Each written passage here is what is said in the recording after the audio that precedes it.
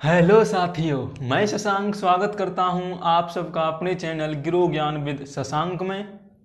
तो जो आज स्टूडेंट हमसे नए नए जुड़े हैं वो कीजिए चैनल को सब्सक्राइब, बेल आइकन को कीजिए पुश, जिससे मेरी हर एक वीडियो आपको मिल सके। तो math A to Z class में हम चल रहे हैं रेखा गणित के भाग पर, जिसमें हमने पढ़ा था कि रेखाएं क्या होती हैं और कोण क्या होते हैं और कोणों के प्रकार क्या क्या हो सकते हैं।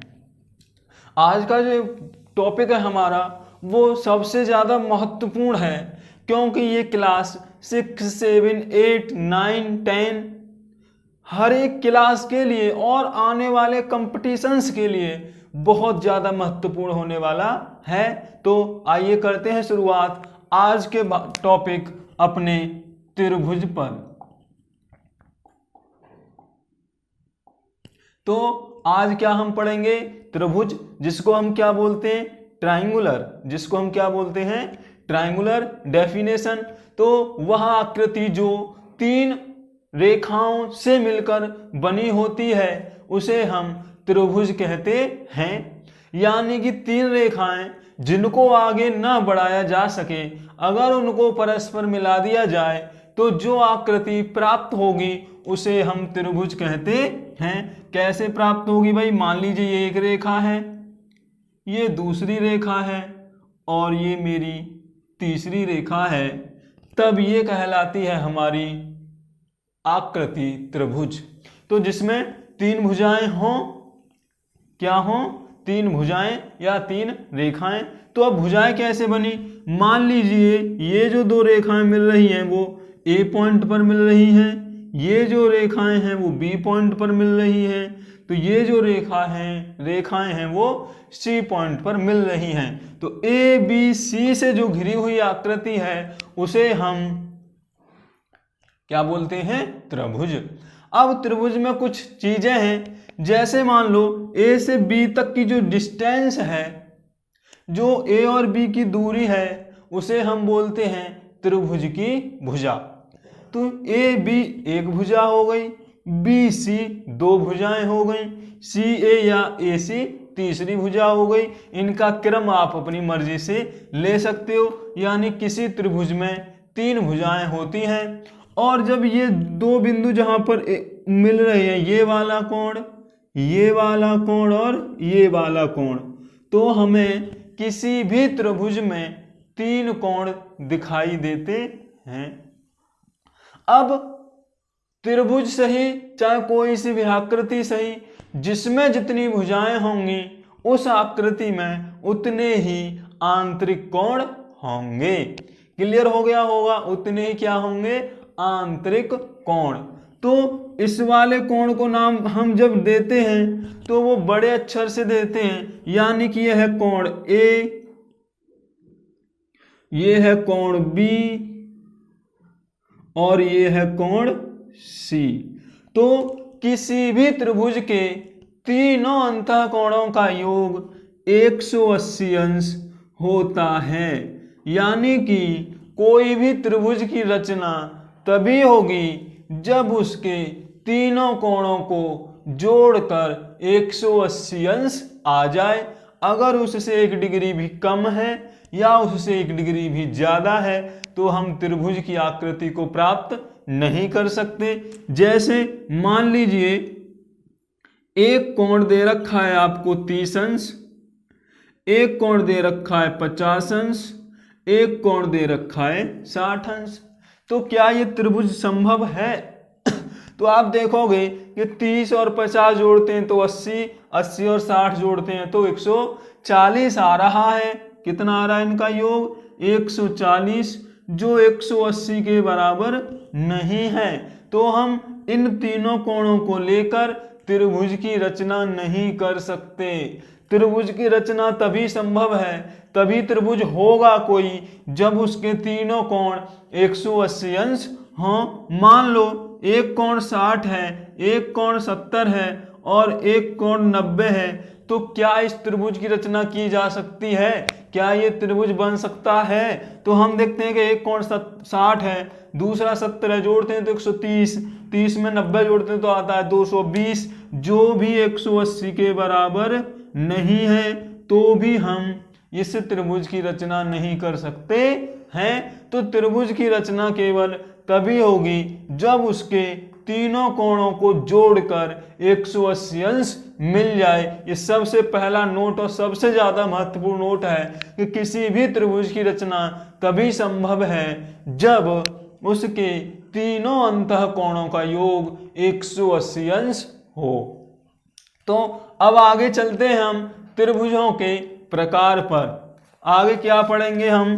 त्रिभुजों के प्रकार। तो चलिए भाई, मान लीजिए त्रिभुज दे रखा है हमें, अब इसके हमें प्रकार पढ़ने हैं। तो त्रिभुज के प्रकार कितने होते हैं?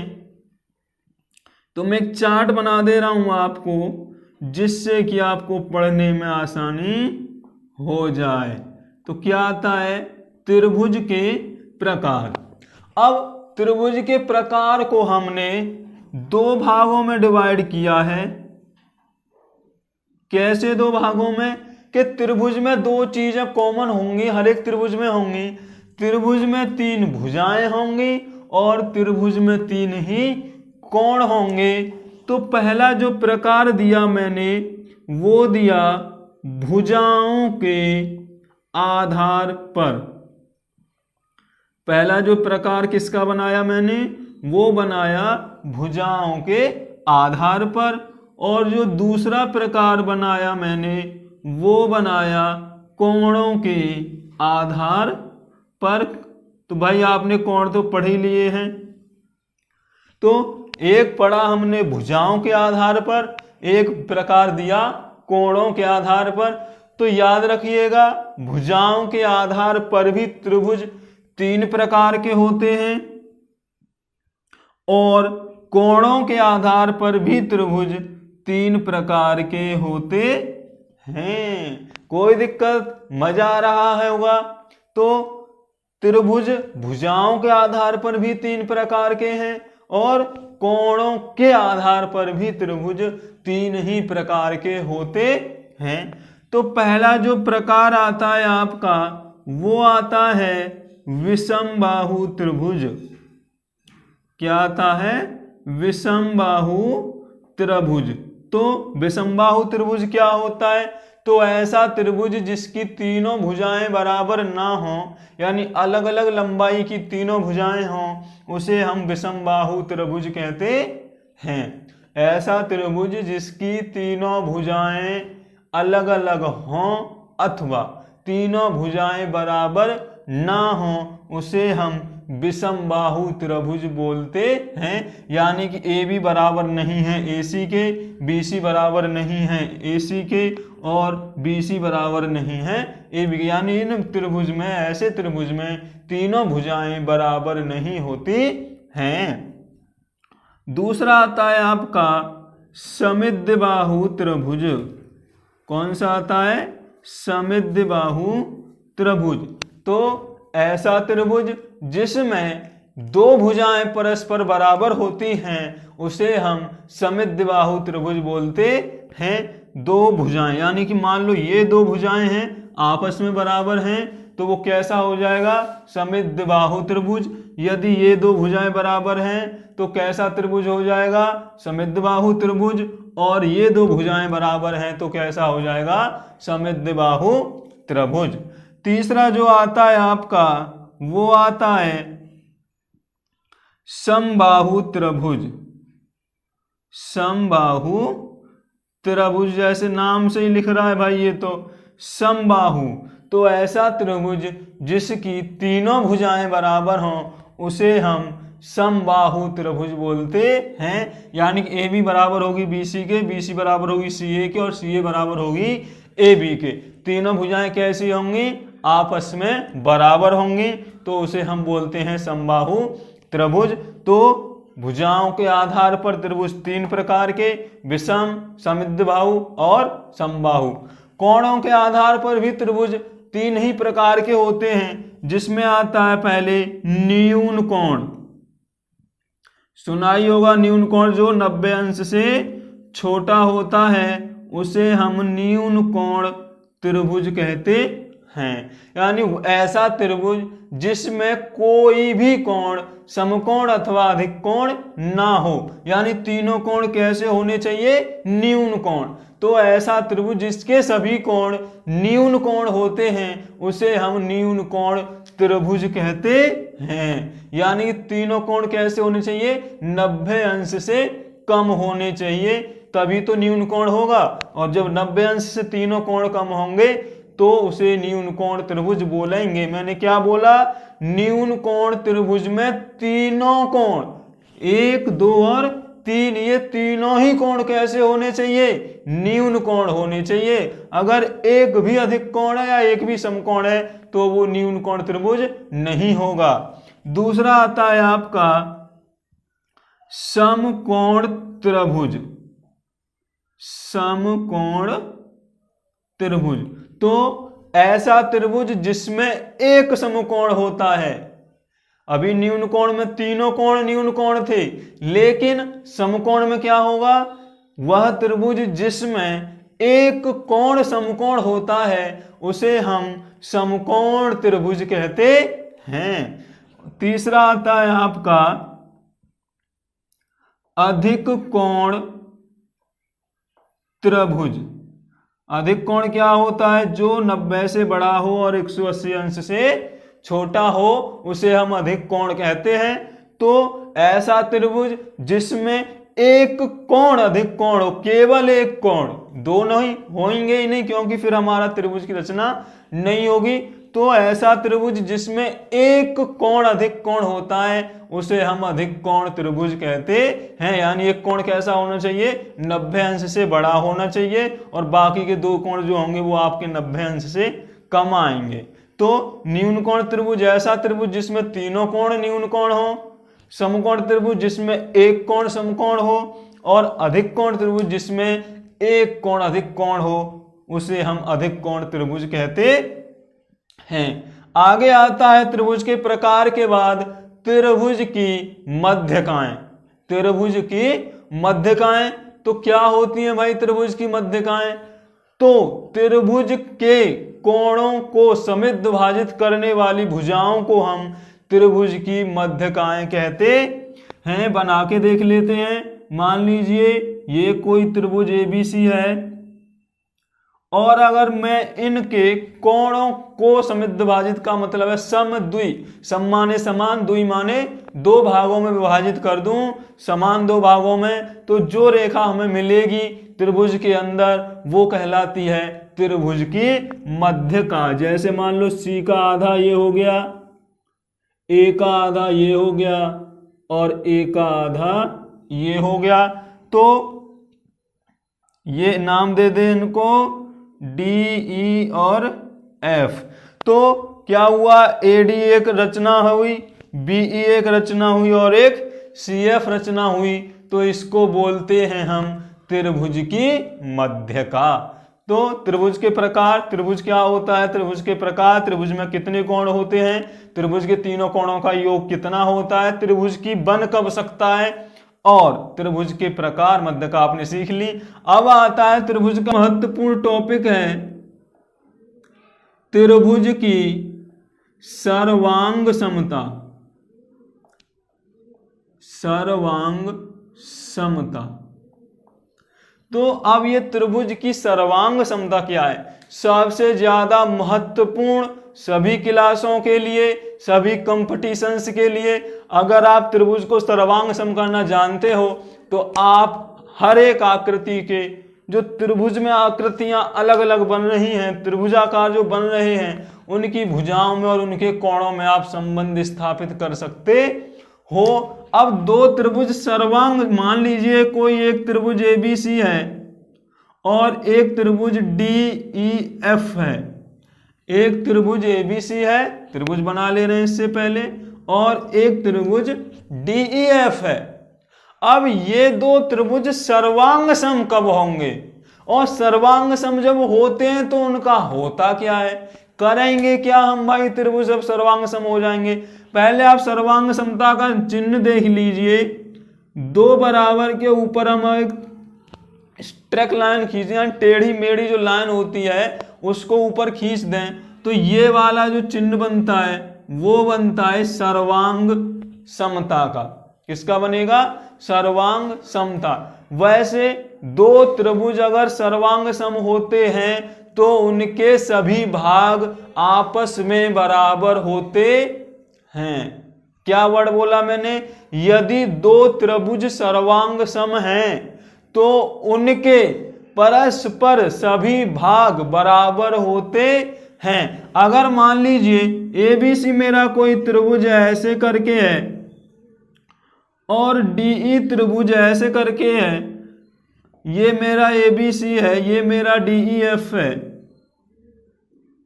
अब आप बोलोगे क्या ये त्रिभुज सर्वांग सम है तो क्या होगा?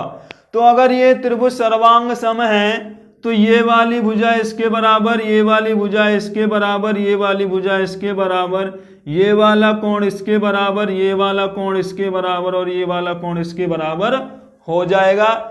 तो दो त्रिभुजों के सभी भाग बराबर होते हैं यदि वे सर्वांग सम हो तो। क्या बोला? दो त्रिभुज के सभी भाग बराबर होते हैं यदि वे सर्वांग सम हो तो। अब दो त्रिभुज सर्वांग सम होंगे कब?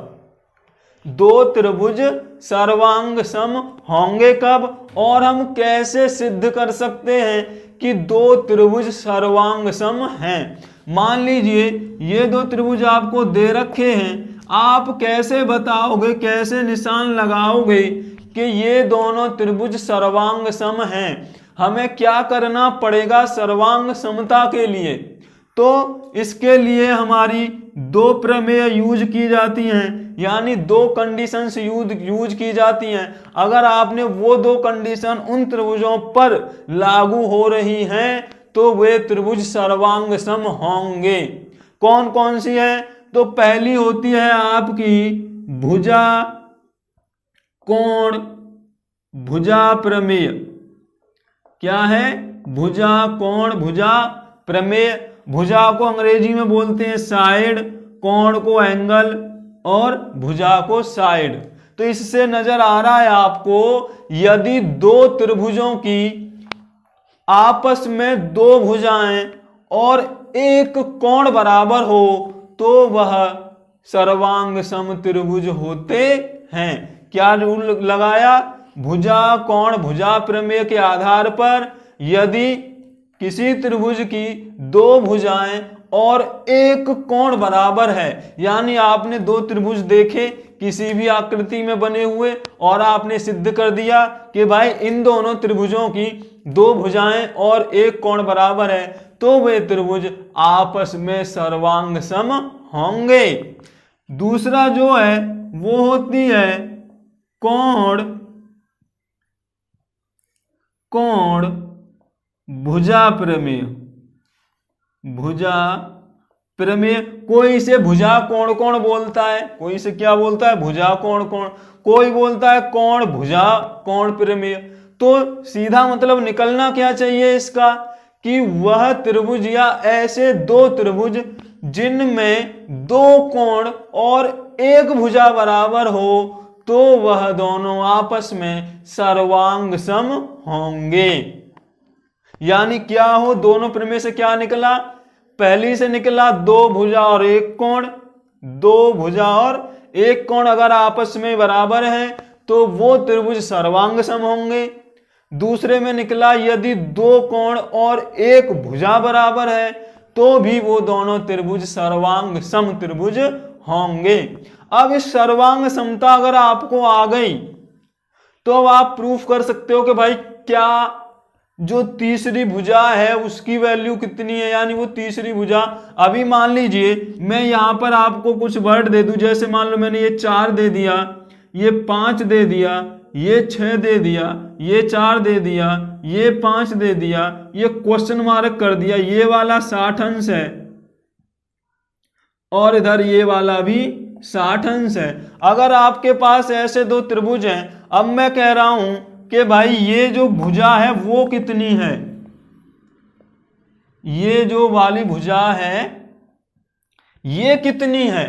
तो दो त्रिभुज आपको दे रखे हों और अगर दोनों त्रिभुजों में एक त्रिभुज की सारी चीजें मुझे तीनों भुजाएं नजर आ रही है, कोण नजर आ रहा है, लेकिन इसने दूसरे त्रिभुज में जाके पूछा है, पहले में तो पूछा नहीं, क्या पूछना है, किसमें पूछा है, दूसरे में। अब आप दिमाग ही लगाते रहोगे यार क्या होना चाहिए, ये तो अलग अलग त्रिभुज बने हुए तो आप सोच लोगे। लेकिन अगर बाई चांस ये ऐसे करके ऐसी आकृति में बने होते, ऐसी आकृति में कहीं पे बने होते, तब क्या होता, तब हम क्या करते, तो वही काम करते जो हमने पढ़ा है कि यदि हमें कैसे भी दो त्रिभुज आ रहे हैं तो कंडीशन फॉलो कराइए आप सर्वांग सम त्रिभुजों की।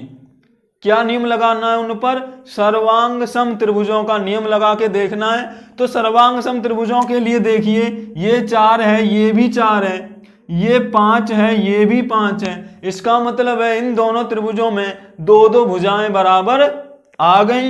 ये वाला 60 दे रखा है, ये वाला भी 60 दे रखा है, यानी इनका एक कोण भी बराबर आ गया। तो क्या हुआ आ गए, तो ये दोनों त्रिभुज जो हैं वो हमारे सर्वांग सम त्रिभुज हो गए और सर्वांग सम त्रिभुजों के सभी भाग बराबर होते हैं। तो ये जब AC 6 है तो DF भी कितना आएगा, 6। ना कोई सूत्र लगाया, ना कोई कैलकुलेशन किया, शर्तें लगाई, सर्वांग सम किया और आंसर हाजिर हो गया। तो समझ में आ गया होगा क्लियर, कोई दिक्कत है, कोई दिक्कत शायद नहीं होनी चाहिए। अगर मान लो आपको ऐसे त्रिभुजों में शर्तें दे दे वो और प्रूफ करा ले कि भाई जो DEC जो BCD त्रिभुज है, यानी ये जो BCD है और D, इसको भी नाम दे दो, ये जो DEF है, ये त्रिभुज में ये सर्वांग सम है या नहीं है। तो उसके लिए अगर ये कुछ कंडीशन देगा, जब सवाल बोलेगा तो आपको उन कंडीशनों को फॉलो करा के ये एंगल बराबर हो जाएगा, ये शीर्षाभिमुख कोण हो गए, ये एंगल बराबर हो गए। अगर मान लो वो बोल देता ये भुजा और ये भुजा बराबर है तो भुजा बराबर आ जाती। तो ऐसे करके जब कंडीशन से आपको दे देता है तो सवाल में ये सिद्ध कराता है कि सिद्ध करो कि जो ये त्रिभुज है वो सर्वांग सम है या नहीं है। तो क्लास 10th और 9th के लिए बहुत महत्वपूर्ण है ये। 7, 6 और 8 में भी इसका आगाज हो चुका है त्रिभुजों का। तो त्रिभुजों की सारी चीजें आपको समझ में आ गई होंगी। सर्वांग समता कैसे होगी त्रिभुजों की, वो 2 प्रमेय से होगी। मैंने अभी आपको बता रखा कि भुजा भुजा कोण प्रमेय और कोण कोण भुजा प्रमेय से आप सर्वांग सम त्रिभुज कीजिए। आकृति पर ध्यान लगाइए कि कौन सी भुजा किसके बराबर है, कौन सा कोण किसके बराबर है, यानी कि हमें केवल 3 ही कंडीशंस फॉलो करानी है और वो त्रिभुज आ जाएगा।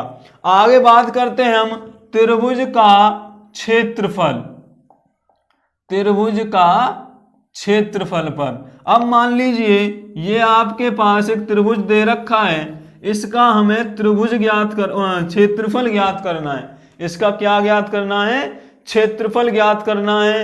तो मान लीजिए ये जो भुजाएं हैं वो 2, 4, 6 ऐसे मैंने गिनती ले ली। या जो भुजाएं होती हैं हम उनको छोटे अक्षरों से और कोणों को बड़े अक्षरों से डिनोट करते हैं। यानी अगर मुझे ये वाला कोण बताना होगा तो मैं लिखूंगा A, और अगर ये भुजा दे रखी है A तो मैं लिखूंगा छोटी a, यानी कोणों को बड़े अक्षर से और भुजाओं को छोटे अक्षर से डिनोट किया जाता है, प्रदर्शित किया जाता है। तो मान लीजिए ये भुजा A सेंटीमीटर है या A मात्रक है, ये B मात्रक भुजा है, ये C मात्रक भुजा है।